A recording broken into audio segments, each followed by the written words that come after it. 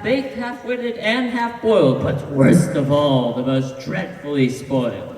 Whatever I desire each day, my father buys me right away. Toy motor cars, electric trains, the latest model aeroplanes, a color television set, a saxophone, a clarinet, expensive teddy bears that talked, and animals that walked and squawked. The house contains sufficient toys to thrill 500,000 boys, as well as this young boy would choose 2 pairs a week of brand new shoes. And now he stood there shouting, "What on earth is there I haven't got? How hard to think of something new. The choices are extremely few." Then added, as he scratched his ear, "Hold it! I've got an idea. I think the next thing I must get should be a most peculiar pet, the kind that no one else has got. A giant anteater. Why not?" As soon as his father heard the news, he quickly wrote to all the zoos. "Dear sirs," He said, "my dear keepers, do any of you have anteaters?" They answered by return of mail. "Ha, anteaters are not for sale." Undaunted, Roy's fond parent hurled more messages across the world.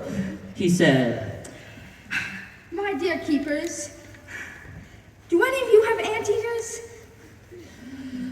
Unless he found a French gent who said that he would sacrifice his pet for an enormous price. "The price demanded, if you please, is 50,000 red rubies."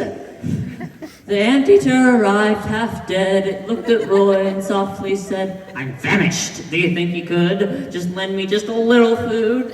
A crust of bread, a bit of meat. I haven't had a thing to eat for all the time I was at sea. For nobody looked after me." No bread or meat. Go find an ant. It's what you eat." The crawling creature crawled away. I searched the garden night and day. I hunted every inch of ground, but not one single ant I found. "Please give me food," "Go find an ant." the boy replied. By chance upon that very day, Roy's father's sister came to stay, a foul-eyed of 83, whose name, it seems, was Dorothy. She said to Roy, "Come, let us sit.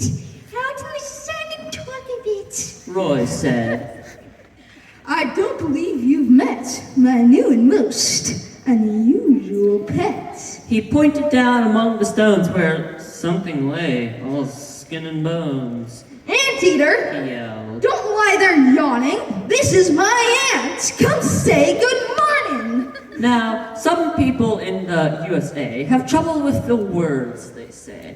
However hard they try, they can't pronounce a simple word like aunt. Instead of aunt, they call it ant. Instead of can't, they call it can't. "You so-and-so, this is my ant. Come say hello."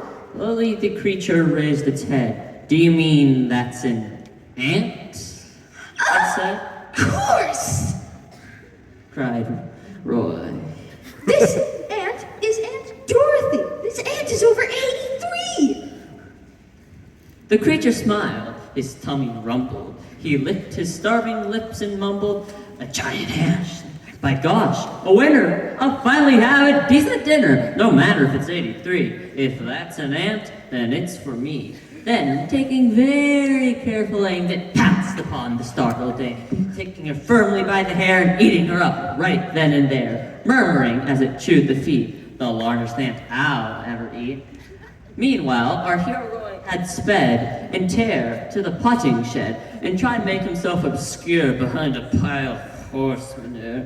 But Anteater came sneaking in, already it was much less thin, and said to Roy, "You little squirt, I think I'll have you for dessert."